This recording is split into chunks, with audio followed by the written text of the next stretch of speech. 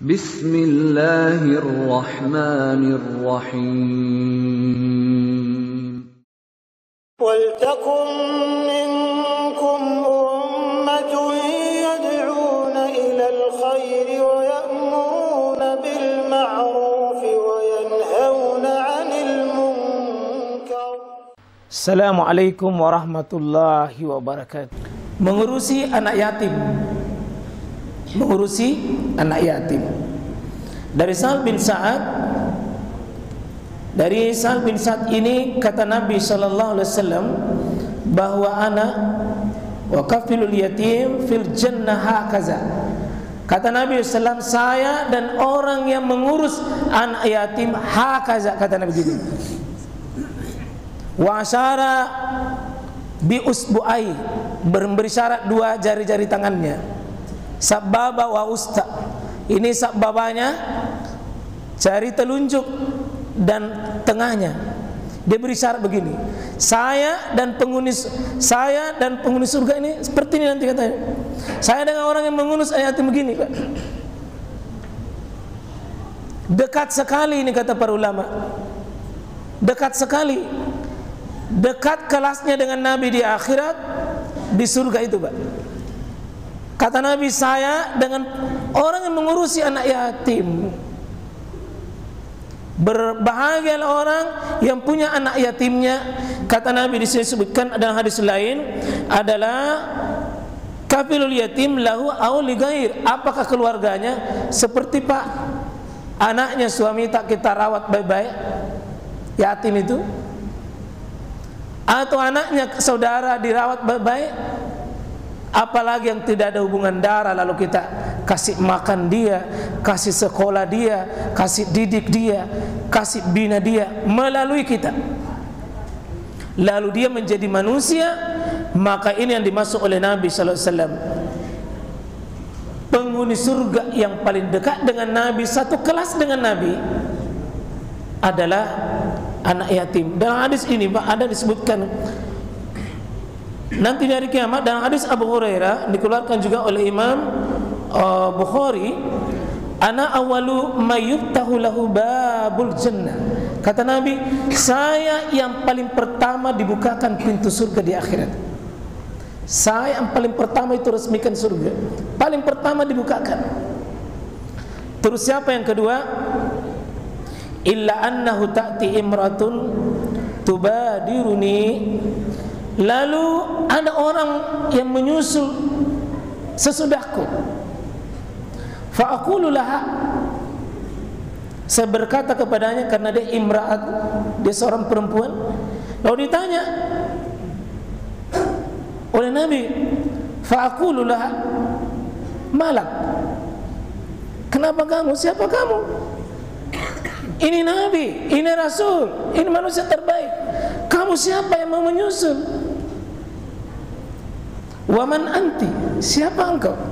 Fatakul, maka dia menjawab, ana imratun faqadat ala, saya ini adalah seorang pengurus anak yatim.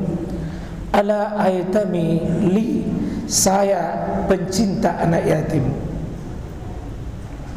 Jadi kalau kita lihat hadis ini Pak, hadis Bukhari, Abu Hurairah, siapa penghuni surga yang kedua sesudah Nabi sallallahu alaihi wasallam? Menurut hadis ini perempuan. Siapa perempuan itu? Adalah orang yang mengurus hamba Allah, anak yang tidak ada yang melindunginya, mengurusinya, lalu dia tampil mengurusinya. Bagaimana itu Pak? Menjadi kemuliaan yang sangat tinggi. Alhamdulillah Pak, dari informasi, insyaallah ini kesempatan amal bagi yang mau.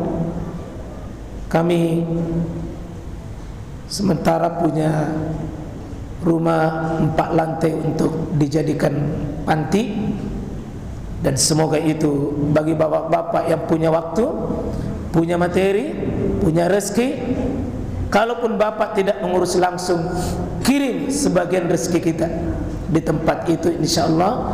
Semoga bulan Zulhijjah ini adalah awal pertama kali kita resmikan.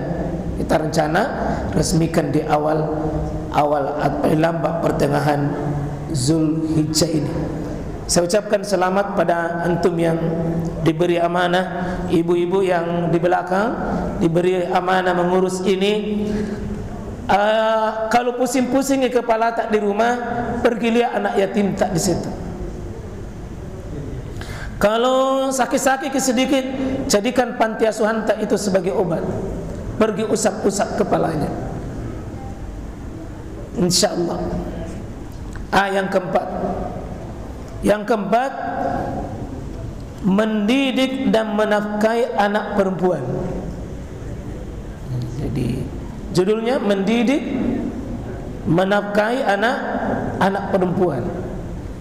Wah, ini maaf perempuan yang disebut, matim yang tidak ada anak perempuannya, laki-laki semua.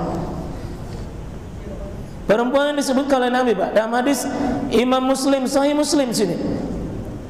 Man ala jariyatain, siapa yang mengurus dua orang anak perempuan hatta tabluga, sampai balik anak perempuan tersebut, ja'a yaumal qiyamah ana wa huwa, maka dia akan datang nanti di hari kiamat yang memberi nafkah itu, mengurusi itu, saya dan dia.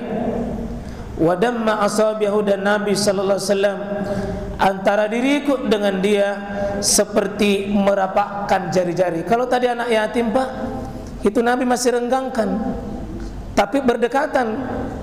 Kalau ini rapat, siapa yang mengurusi anak perempuan sampai balik dengan pengurusan yang benar, man ala jariyataini dakhaltu ana wa huwa al jannah. Siapa yang mengurusi anak perempuan dengan benar, maka dia akan masuk surga kahayatain, seperti dua jari-jari. Para ulama, Pak, menyebutkan di sini kenapa anak perempuan yang lebih ditekankan.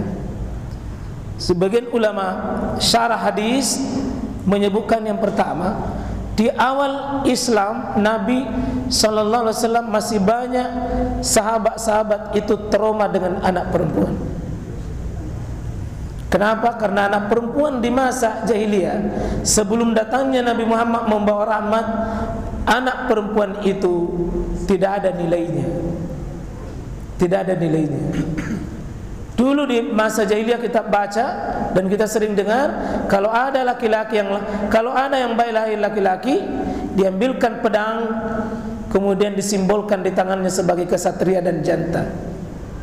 Sedangkan kalau anak perempuan diambilkan juga pedang, tapi bukan dikasih pedang di tangannya, tapi disembelih lehernya.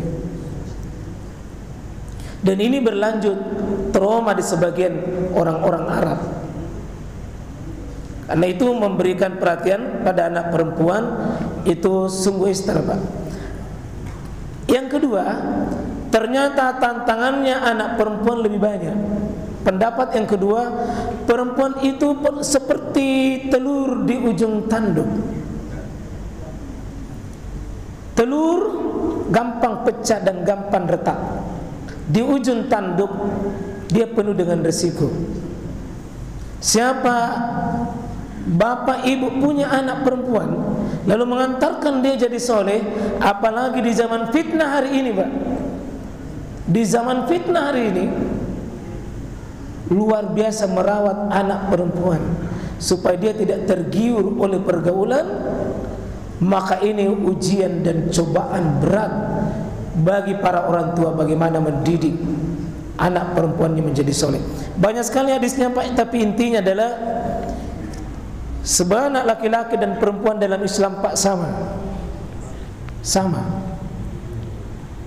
Tetapi menjaganya lebih ketat itu anak perempuan, Pak.